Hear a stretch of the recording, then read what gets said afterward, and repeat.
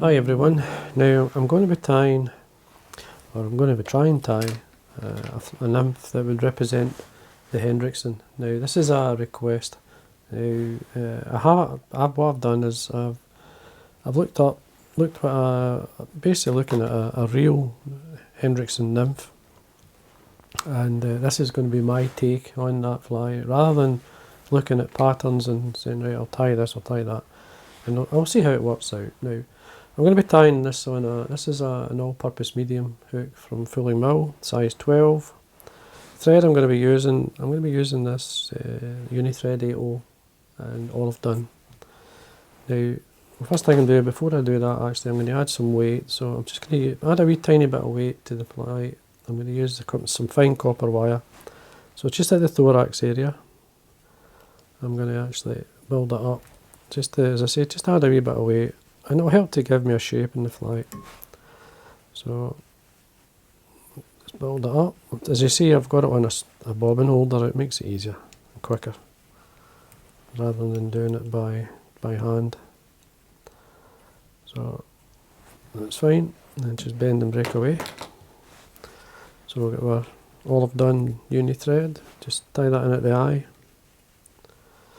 And then I use the waist piece to tighten. Control the turns so that I can cover the copper wire. Just going to take it to the back of the hook, which is there. Now for the tail and the legs, I'm using these. This is a wood duck body feather. It's just a nice, well marked feather. We're taking away the fluff. Now I'm going to use the tip of the feather for the tail.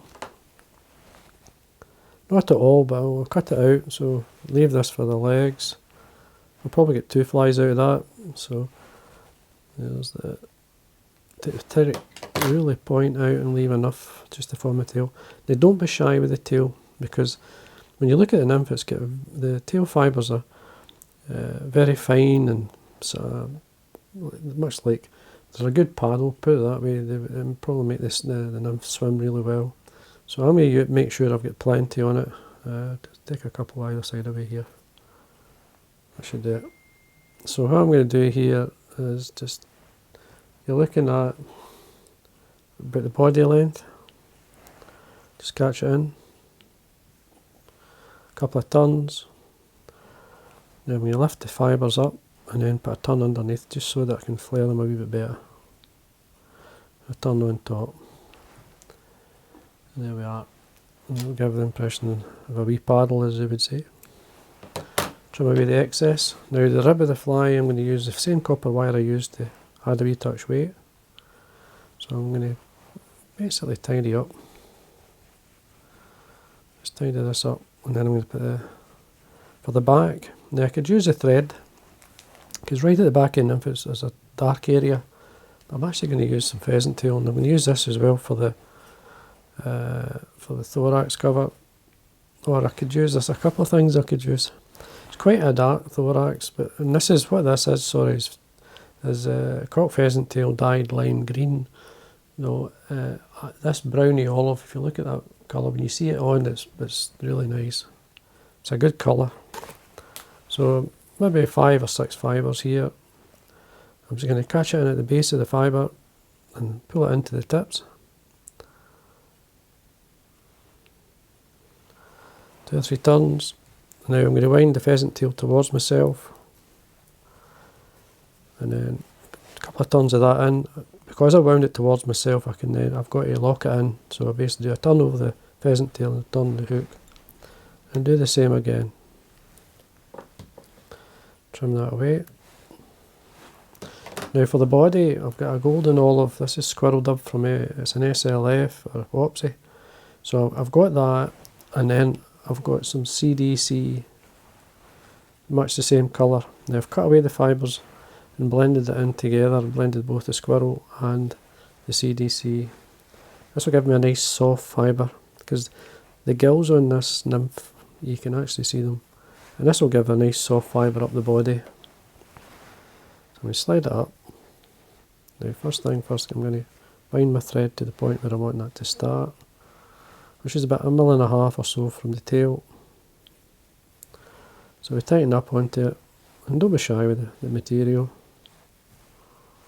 Stretch it out. I say this is just a bit of fun. It's my take on the nymph, so you maybe get some good ideas from it, or try it, see how you get on. It'd be great to know how well it works. Now bring your rib up through. Now that's cross ribbing the pheasant tail, so it's basically catching it in far better. And then stroke back these fibres before you bring up the last turn of the rib. Now just make sure you get plenty. It's got a really pronounced or a large thorax area, so just bend and break away this wire, well, if I can anyway. What I'm going to do is just lightly velcro out some of this fibre here.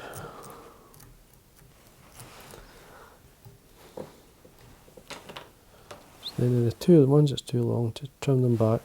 And then just roll my fingers in the body, and this will draw it back. Give it a nice soft fibre. Trim under here.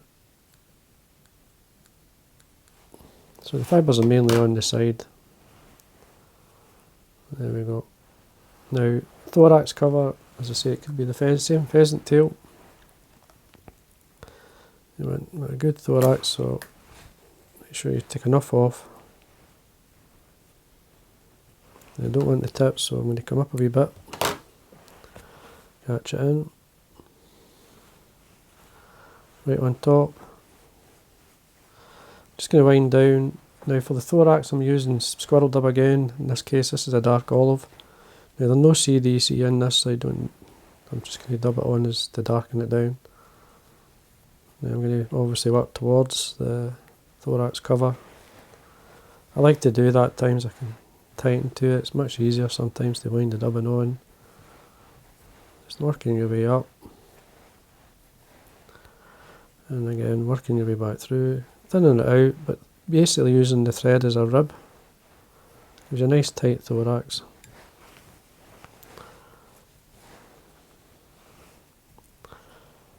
And stroke back. Now for the legs, as I say, I'm going to use the rest of the wood duck, but I'll get a couple of flies out of this. So I'm just going to cut a V into it to get a right and a left. So I've got fibres from the right and the left side on the stem. Just bring them in and then put them down either side. Just hold them there. Just come round with a couple of turns. There we are. And then you can, at this point, it's quite loose, that it's not tight. See how they're sitting? That's fine. Now the head, it's quite a pronounced head in this fly, so I'm going to fold back the fibres just to build up the head a wee bit. Because if you can actually fold them back, trim away, and the stumps are out the way, you can't see them. So there we are, and then I can bring over the pheasant tail. Nice and tight. And again, just nice head on the fly. Now if you want a neat, once you've a decent head on that, you can actually break these fibres off. The pheasant tail, as long as you keep the thread tight, you can get away with doing that. Don't try and take too much. Just 2 or 3 fibres at a time, and these will come away once I get my fingers in. You can fold them back as well, but I don't want it too heavy. But, or you can just trim them away, it's up to yourself. It's quite strong that, but if you feel it's strong, don't pull too hard. There we go. And that's it. Now, once you do that, you can then whip finish. And there we are. Nice wee fly. I'll just leave it like that, that's fine. You could probably trim these away. There's a couple of long fibres there, just trim them out. And then simple, all you have to do is varnish. Now you could put a bit of resin on the top of the thorax. I've done that a few times and it works really well. It's up to yourself, but I'm just going to leave it. So there we are, that's my take on a Hendrickson Nymph. As I say, it's quite a simple fly. It's just going to flare the tail a wee bit.